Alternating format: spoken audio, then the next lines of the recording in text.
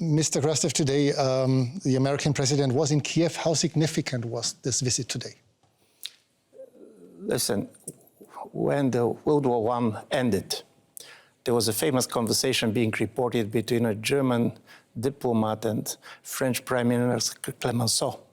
And the German diplomat said, God knows how this war is going to be interpreted in 100 years. And then Clemenceau said, but nobody is going to believe that Belgium attacked Germany.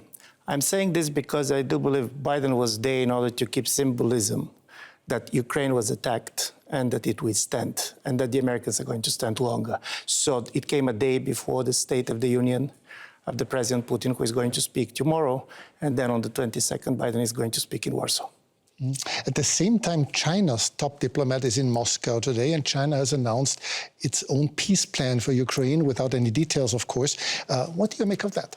No, this is going to be one of the major challenges for the Ukrainians, because while Europeans and Americans believe that if the Russians stop fighting, this is the end of the war, as the German foreign minister said, and if the Ukrainians stop fighting, this is the end of Ukraine, this is not how others see the world. Indians, Turks, basically global South, they want the war to stop regardless of how it is going to stop. So any peace initiative coming from a country of the global South is going to put a lot of pressure on Ukraine. We spoke a year ago, a few days after the Russian invasion. Back then, did you expect that the war would still be going on today with the front lines barely having moved for several months? I don't remember what I expected back then. It was so fast, everything changing, that I had the feeling that we start to invent our memories much more than basically what is going on. But listen, if you go back, what was the major expectations? The idea was that Ukraine can stay for several weeks, Ukraine can stay for several months, but that basically Ukraine can also regain certain territories, back then was perceived as a fantastic option. How much did the resilience and endurance of the Ukrainians surprise you? Listen, surprised me. In a certain way, normally people said that we didn't expect what the Russians did. What the Russians did was not so surprising. President Putin can lie about the past, but he never lies about the future. Normally, he says what he will do.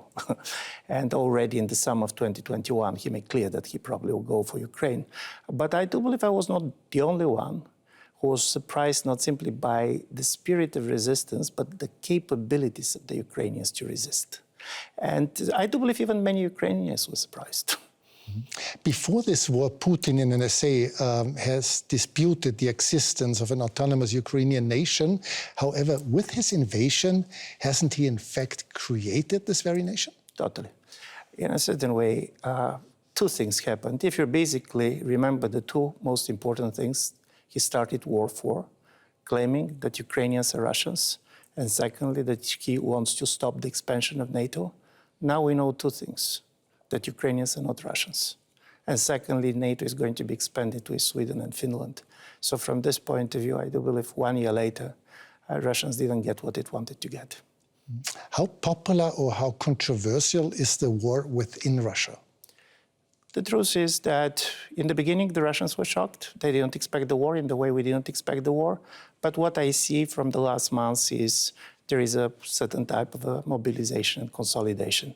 Listen, when people are killed, the most difficult is to say that your son was killed for nothing. And from this point of view, I do believe that if in the first 2-3 months, many Russians were shocked, first, the war, secondly, that they're not winning, but now they are fighting, and also President Putin succeeded to convince them that they're fighting not simply the Ukrainians, but that Russia is in a war with the West. That's an interesting point. In Putin's propaganda, this so-called limited special operation in Ukraine has turned into a war against the West, against NATO. How come? Listen, when President Putin a year ago said that it is going to be a special operation, he believed it.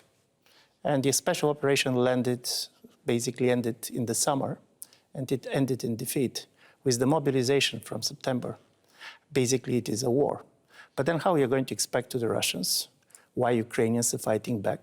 Why you can explain to the Russians that basically Kherson is backed on the Ukrainian government? So then you're saying it's not the Ukrainians. we are fighting the West. And of course, the traumatic mind and traumatic history of Russia helps him.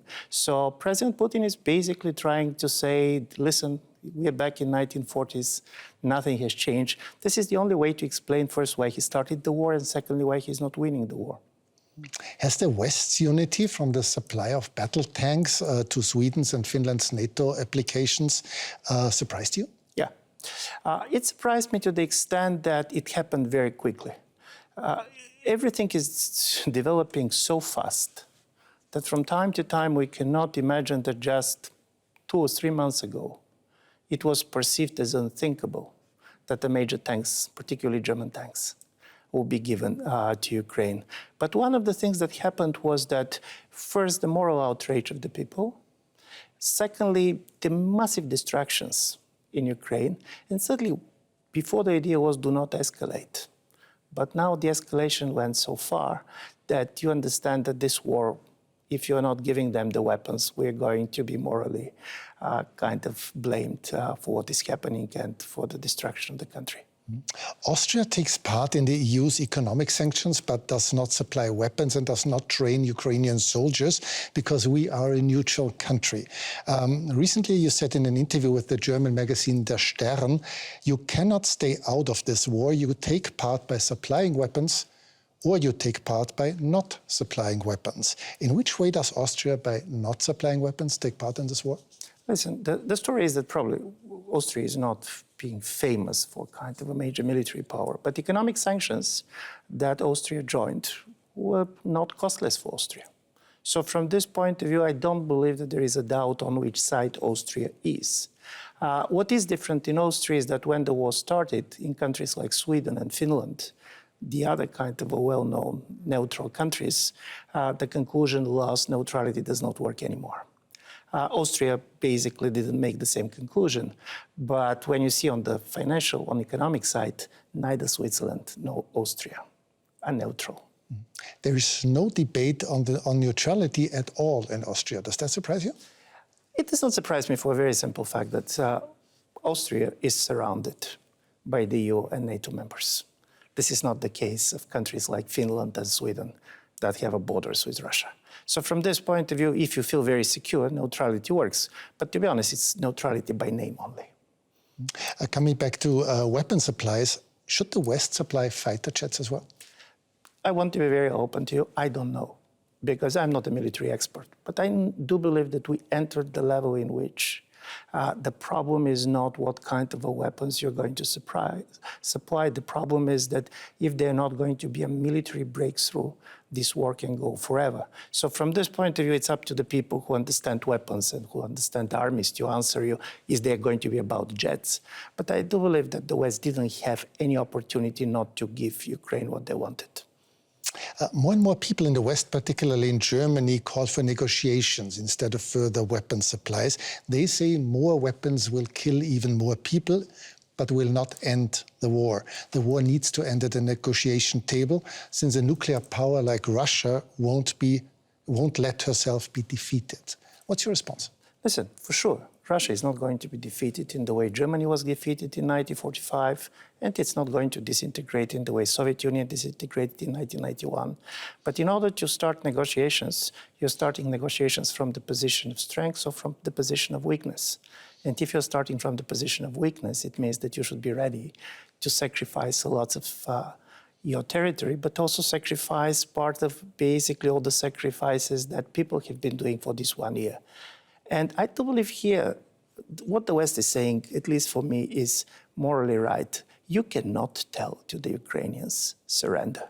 If they decide to start negotiations, they should negotiate. But for the moment, at least, the negotiations are very difficult. Don't forget that the Russian Federation put 4 regions of Ukraine as part of its own territory. It was voted in its constitution.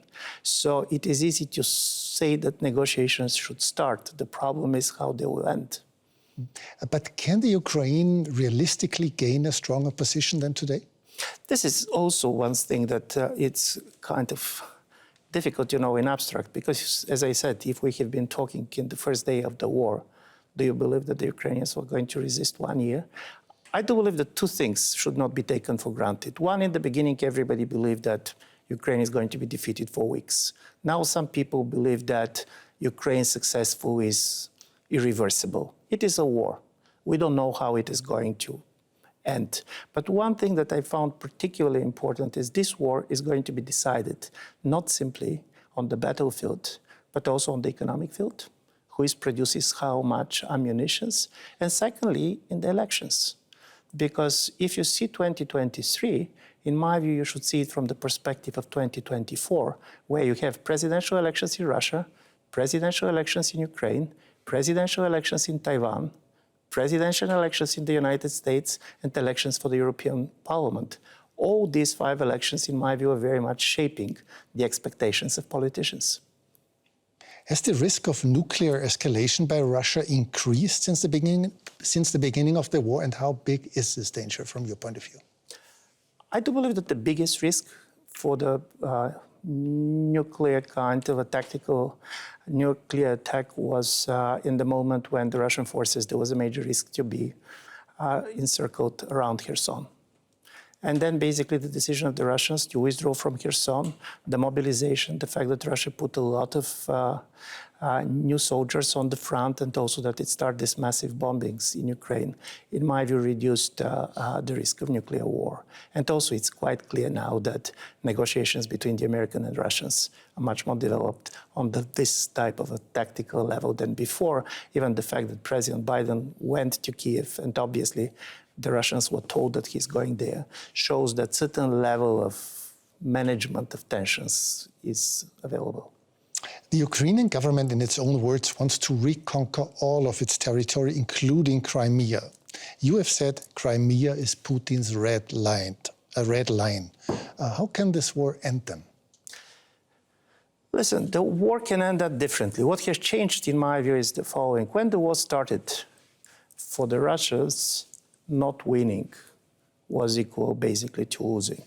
Now what you hear also from the Ukrainian leaders, particularly President Zelensky, is that they're afraid that the time works for the Russians, and they're asking for a much more faster victory, for the faster breakthrough. I don't know how it's going to end, but don't forget, in the last 20, 30 years, very rarely wars end up with peace treaties. Quite often, basically, they end up with ceasefires that look like peace. And from this point of view, a Korean-type scenario is not going to surprise me, but of course we don't know where the front line is going to be. In this interview with Stern, you said one end could be the Ukraine accepting the loss of Crimea, but gaining NATO membership. But why should that be acceptable to Vladimir Putin? One of his main justifications for starting this war was NATO expansion and the Ukraine eventually becoming a NATO member. Why should he accept that? Listen, Ukraine cannot accept any type of a compromise if it does not have a guarantees for the post-war period. And these guarantees should be divorced from what is going to happen in Russia. And also, when you're saying that why Putin is going to accept, why he's accepting Finland and Sweden joining NATO. Many things have changed since the war started. I do believe we're living in a different world, and we are always repeating this, but I'm not always sure that we understand this. Where will we be a year from now? A year from now, we are going to be on the eve of the presidential elections, both in Russia and Ukraine. What does that mean? It means that basically before these elections, both powers were going to have certain type of solutions. But at the same time, for both Russia and Ukraine, it's going to be difficult to accept any compromise without basically going to their voters and asking them for them. So I do believe we're going to see a year in which escalation, much more than de-escalation, is going to be what we're going to see. Ivan Krastev, thanks so much for your time. Thank you.